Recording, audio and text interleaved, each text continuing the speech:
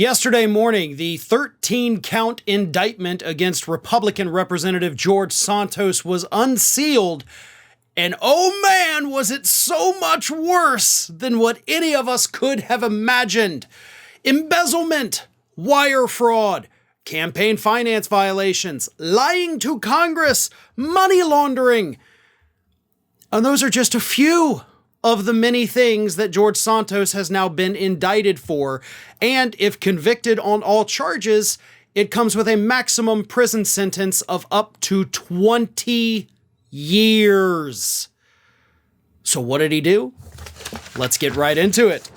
As Vice News reports, prosecutors accuse Santos of embezzling campaign contributions to buy pricey designer clothes and using the money to give handouts to his friends. He also received $24,000 worth of unemployment during the pandemic, even though he had a job and was pulling down a salary, the indictment alleges. And then you have lawyer and legal analyst Tristan Snell on Twitter who laid it out a little more bluntly. He created a phony 501c4 that could supposedly take unlimited soft money donations for independent expenditures. Then he took that money and spent it on himself for luxury designer clothing, credit card payments, etc.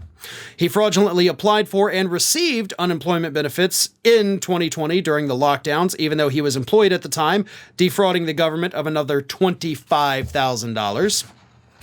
Then he lied on campaign finance forms requiring him to list out his income. He claimed he'd been making $750,000 a year from his DeVolder organization, shell company, when he'd actually only made $25,000 in income and $25,000 from the fraudulently obtained unemployment benefits. That's just a snapshot, okay?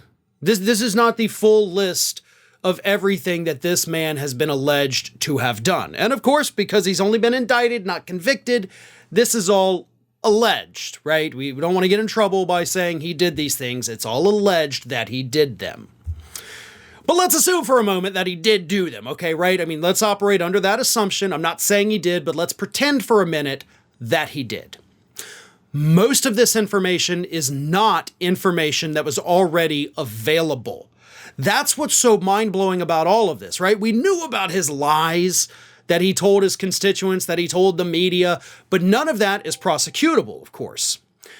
These other things, this is beyond the scope of what any of us could have imagined, right? We knew the stories had come out where investigative reporters had found that he had, basically listed donors who, according to the reports, they couldn't find records of these people existing. There were family member donors who later said, I didn't give him any of this money.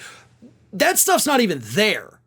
Or if it is, it's a smaller part of one of the broader charges.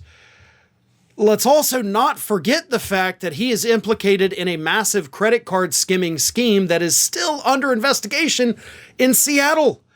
They never closed that investigation, pardon me, so there's still a chance he could be indicted for that as well. So, bad things coming for George Santos in the near future. These are federal charges, not state charges. Again, pardon me. But because they're federal, not state, we do not necessarily have a timeline on when a trial will commence. In the state of New York, prosecutors are legally required to be ready to bring their case within 6 months, but because these are federal charges, we don't know. We simply do not know. I mean, a trial could happen by the end of the summer. A trial could happen at this point next year. A trial could be a year and a half, 2 years into the future. We don't know.